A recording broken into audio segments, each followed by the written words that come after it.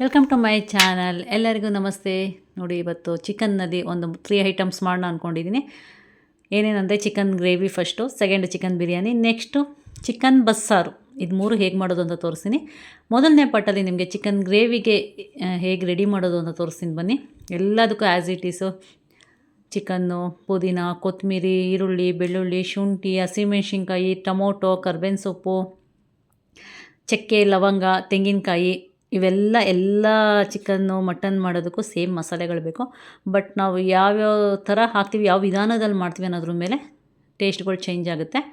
So ನೋಡಿ, ಎಲ್ಲದಕ್ಕೂ ಎಷ್ಟೆಷ್ಟು ಬೇಕು ಎಲ್ಲನೂ ಒಂದು ಕಡೆ ಎಲ್ಲ ಫಸ್ಟ್ ಕಟ್ ಮಾಡಿ ಇಟ್ಕೊಂಬಿಟ್ಟಿದ್ದೀನಿ. ಇದು ಚಿಕನ್ ಗ್ರೇವಿಗೆ ರೆಡಿ ಮಾಡ್ಕೊಂಡಿರ್ತಕ್ಕಂಥದ್ದು. ನೋಡಿ, ಮತ್ತೊಂದು ಕಡೆ ಪಲಾವ್ ಸಾಮಾನುಗಳಿಗೆಲ್ಲ ರೆಡಿ ಮಾಡಿದ್ದೀನಿ. ಪಲಾವ್ ಸಾಮಾನು, ಚಕ್ಕೆ, ಲವಂಗ, ಬಿರಿಯಾನಿ ಪೌಡರು, ಇದನ್ನು ಸಹ ಒಂದು ಕಡೆ ರೆಡಿ ಮಾಡ್ಕೊಂಡಿದ್ದೀನಿ. ಬನ್ನಿ, ಈಗ ಚಿಕನ್ ಗ್ರೇವಿಗೆ ಏನೇನು ಬೇಕೋ ಅದನ್ನು ಹೇಳ್ತಾ ಬರ್ತೀನಿ. ಬಾಣಲೆ ಒಂದು ಇಟ್ಕೊಳ್ಳಿ, ಸ್ವಲ್ಪ ಎಣ್ಣೆ ಹಾಕ್ಕೊಳ್ಳಿ. ಎಣ್ಣೆ ಹಾಕ್ಕೊಂಡು ಪ್ರತಿಯೊಂದನ್ನು ನೀವು ಚೆನ್ನಾಗಿ ಎಣ್ಣೆಯಲ್ಲಿ ಅದನ್ನು ಫ್ರೈ ಮಾಡಿಕೊಂಡು ಮಾಡಿದಾಗ ಅದರ ಟೇಸ್ಟ್ ತುಂಬ ಚೆನ್ನಾಗಿರುತ್ತೆ. ಫಸ್ಟು ಎಣ್ಣೆ ಬಿಸಿ ಆದಮೇಲೆ ಕಾದ್ಮೇಲೆ ಈರುಳ್ಳಿ ಹಾಕ್ಕೊಂಡು ಚೆನ್ನಾಗಿ ಅದು ರೆಡ್ಡಿಶ್ ಬರೋವರೆಗೂ ಫ್ರೈ ಮಾಡ್ಕೊಳ್ಳಿ. ಚಿಕನ್ ಗ್ರೇವಿಗೆ ನೋಡಿ, ತೆಂಗಿನಕಾಯಿ ಸ್ವಲ್ಪ ಜಾಸ್ತಿ ಏನು ಬೇಡ, ಟೊಮೊಟೊ, ಬೆಳ್ಳುಳ್ಳಿ, ಶುಂಠಿ, ಹಸಿಮೆಣ್ಸಿನ್ಕಾಯಿ, ಈರುಳ್ಳಿ, ಇದಿಷ್ಟನ್ನು ಮಾತ್ರ ಚೆನ್ನಾಗಿ ಫ್ರೈ ಮಾಡ್ಕೊಳ್ಳಿ. ನೆಕ್ಸ್ಟು ಹಸಿಮೆಣ್ಸಿನ್ಕಾಯಿ ಹಾಕ್ಕೊಂಡು ಫ್ರೈ ಮಾಡ್ಕೊತಾ ಇದ್ದೀನಿ ನಾನು. ನೆಕ್ಸ್ಟ್ ಒಂದೊಂದಾಗಿ ತೋರಿಸಿರೋದನ್ನೆಲ್ಲ ಒಂದೊಂದಾಗಿ ಹಾಕ್ಕೊಳ್ಳಿ. ನಾರ್ಮಲಾಗಿ ಚಕ್ಕೆ ಲವಂಗ ಎಲ್ಲ ಫಸ್ಟ್ ಹಾಕಿ ಫ್ರೈ ಮಾಡ್ತಾರೆ ಬಿರಿಯಾನಿಗೆ, ಅದಕ್ಕೆ ಬೇರೆ ಮಸಾಲೆಗೆ. ಇದು ಗ್ರೇವಿಗೆ ಲಾಸ್ಟಲ್ಲಿ ಹಾಕ್ತೀವಿ ನೋಡಿ. ಅದೆಲ್ಲ ಹಾಕಿದ್ಮೇಲೆ ಸ್ವಲ್ಪ ಕೊತ್ತಂಬರಿ, ಸ್ವಲ್ಪ ಪುದೀನ, ಅದನ್ನು ಲಾಸ್ಟಲ್ಲಿ ಹಾಕಿ ಅದು ಫ್ರೈ ಮಾಡ್ಕೊಳ್ಳಿ ಚೆನ್ನಾಗಿ. ಬ್ಯಾಚುಲರ್ಸ್ಗಳು ಆರಾಮಾಗಿ ಮಾಡ್ಕೊಬೋದು. ಎಲ್ಲ ಕಟ್ ಮಾಡಿ ಇಟ್ಕೊಂಡು ಒಂದು 20-25 ನಿಮಿಷದಲ್ಲಿ ರುಚಿಯಾದ ಗ್ರೇವಿ ರೆಡಿಯಾಗುತ್ತೆ.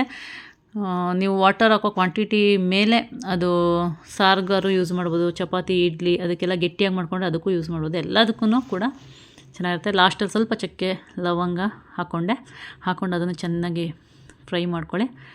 ಫ್ರೈ ಮಾಡಿಕೊಂಡು ಸ್ವಲ್ಪ ಹಾರಾಗಿ ಬಿಟ್ಟು ಅದನ್ನು ಚೆನ್ನಾಗಿ ರುಬ್ಕೊಳ್ಳಿ.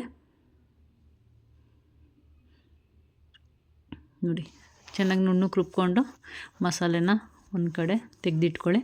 ನೆಕ್ಸ್ಟು ಅದೇ ಬಾಣಲೆಗೆ ಸ್ವಲ್ಪ ಎಣ್ಣೆ ಹಾಕಿ ಈರುಳ್ಳಿ ಹಾಕಿ ಫ್ರೈ ಆದಮೇಲೆ ಚಿಕನ್ ಪೀಸ್ಗಳನ್ನ ಹಾಕಿ ಚೆನ್ನಾಗಿ ಅದನ್ನು ಫ್ರೈ ಮಾಡ್ಕೊಳ್ಳಿ. ಅದರೊಳಗಿರೋ ನೀರೆಲ್ಲ ಸ್ವಲ್ಪ ಬಿಡಬೇಕು. ಆ ರೀತಿಯಾಗಿ ಅದನ್ನು ಫ್ರೈ ಮಾಡ್ಕೊಳ್ಳಿ ಚಿಕನ್ನ.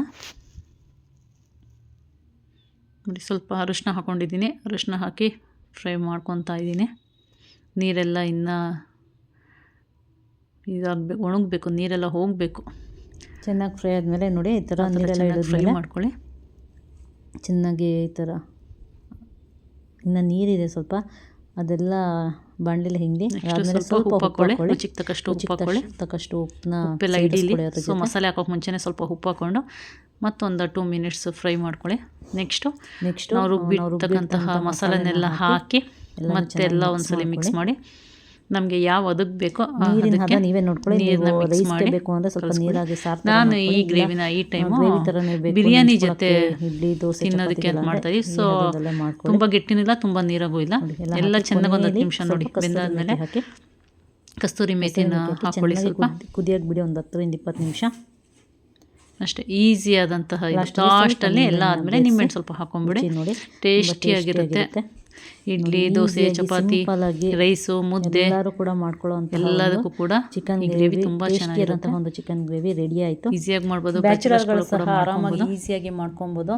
ಎಲ್ಲ ರೆಡಿ ಈಸಿಯಾಗಿ ಚಿಕನ್ ಗ್ರೇವಿ ಈ ರೀತಿ ರೆಡಿ ಆಗುತ್ತೆ. ಮಾಡಿಕೊಂಡು ಮನೇಲಿ ನೀವು ನೋಡಿಕೊಂಡು ಮಾಡ್ಕೊಂಡು ತಿನ್ಕೊಳ್ಳಿ ಅಂತ ಈ ವಿಡಿಯೋನ ಇಲ್ಲಿಗೆ ಎಂಡ್ ಮಾಡ್ತಾ ಇದ್ದೀನಿ. Bye bye. ಯಾರೆಲ್ಲ ಸಬ್ಸ್ಕ್ರೈಬ್ ಮಾಡ್ತಾ ನೋಡ್ತಾ ಇದ್ದೀರೋ ಮರಿದೆ ಸಬ್ಸ್ಕ್ರೈಬ್ ಮಾಡಿ ನೋಡಿ. Okay, bye bye. See you in the next video.